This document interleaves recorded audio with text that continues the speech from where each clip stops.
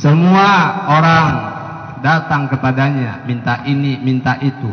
Semua orang ingin menyerahkan duit kepada mereka, ini, itu, dan sebagainya. Semua orang berbondong-bondong, dan itu tidak ada sedikit pun diinginkan oleh mereka. Makanya ketika datang kepada mereka duit, maka dibagikan lagi oleh mereka. Ketika datang daripada jabatan apapun, ditolak oleh mereka, karena mereka semua tidak menginginkan hal tersebut. Mereka tidak menginginkan jabatan, mereka tidak menginginkan harta dengan amal ibadah mereka, tetapi mereka hanya menginginkan ridha Allah Subhanahu wa ta'ala. Ridha Allah yang dicari oleh mereka, sehingga menjadi mereka orang-orang yang dekat dengan Allah. Maka menjadilah mereka wali min aulia Allah, kekasih daripada kekasih Allah. Dan itulah yang harus kita ikuti, teladani. Baca manakib-manakib mereka, para aulia, atau guru-gurunya para aulia sekaligus. Siapa? Para sahabat. Baca manakibnya Sayyidina Abu Bakar Siddiq, baca manakibnya Sayyidina Umar, baca manakibnya daripada Sayyidina Utsman, Sayyidina Ali. Ini kalau kita bicara manakib. Padahal namanya sejarah, ini lebih di atas dari manaqib. Sejarah mereka yang tertulis di semua kitab sejarah. Sayyidina Abu Bakar Siddiq, lambang seorang yang tidak pernah tidak dengan Rasulullah. Seseorang yang tidak pernah berkata tidak dengan Rasulullah. Apapun yang datang daripada Rasulullah, maka Sayyidina Abu Bakar menyatakan, "Shadaqta ya Rasulullah, maha benar engkau wahai Rasulullah."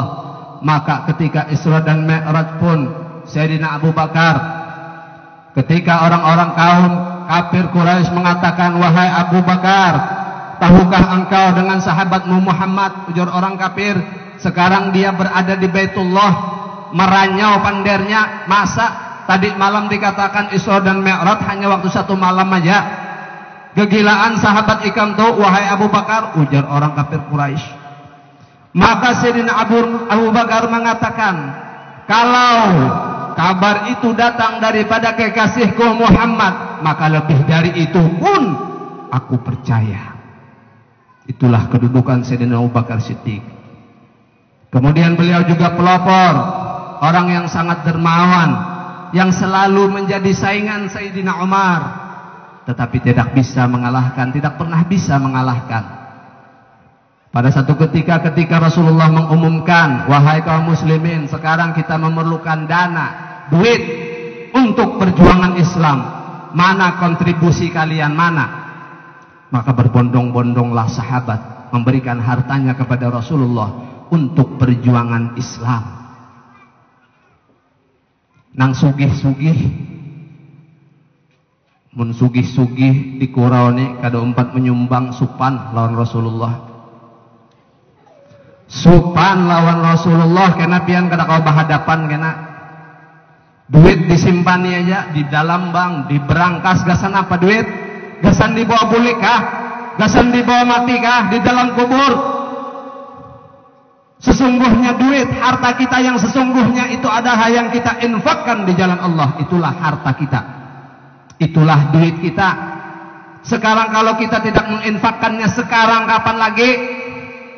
Duit nang di bank itu diambil, ditukarkan mobil dan sebagainya untuk keperluan kita, habis, tidak ada gunanya. Di akhirat tidak bisa menolong kita. Ketika Sayyidina Umar datang dengan Rasulullah, Rasulullah bertanya, "Wahai Umar, apa yang engkau berikan kepada Islam, wahai Umar?" "Separuh hartaku ya Rasulullah. Aku tinggalkan separohnya buat keluargaku ya Rasulullah."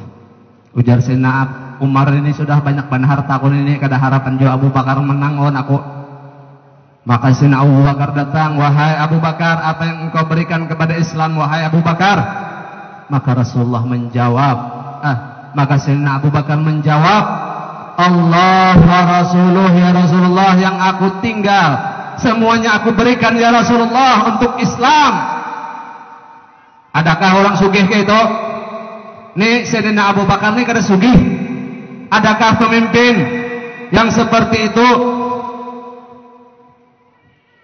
Kada ada. Hal seperti ini seharusnya dananya ratusan juta.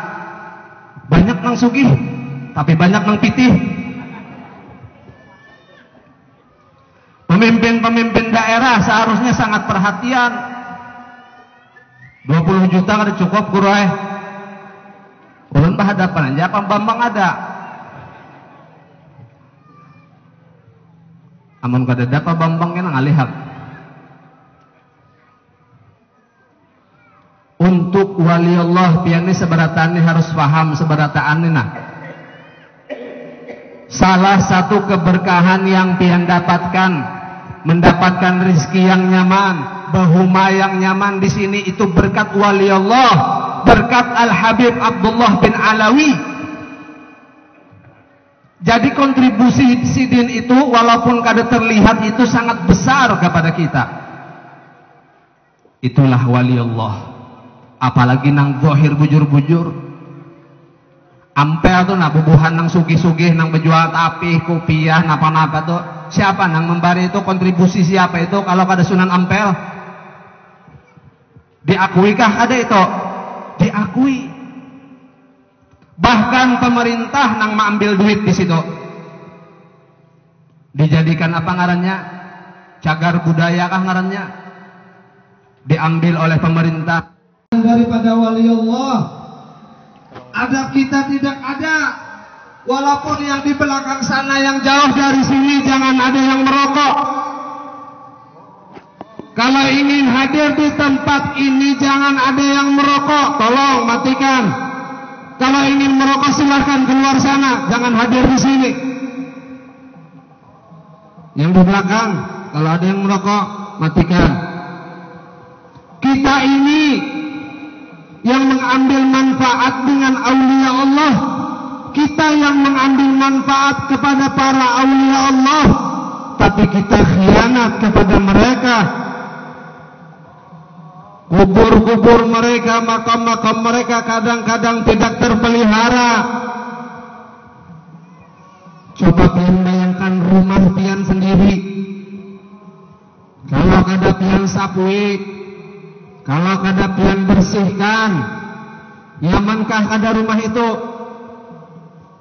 Maka jagalah rumah-rumah mereka, para aulia, magam-magam mereka. Kalau kita ingin mendapatkan lebih daripada limpahan rahmat daripada Allah, karena keberkahan mereka itu sangat besar, maka beruntunglah orang-orang yang hidup di wilayah mereka. Untunglah orang-orang yang hidup di sekitar mereka, karena seluruh orang-orang yang hidup di sekitar mereka akan mendapatkan rahmat.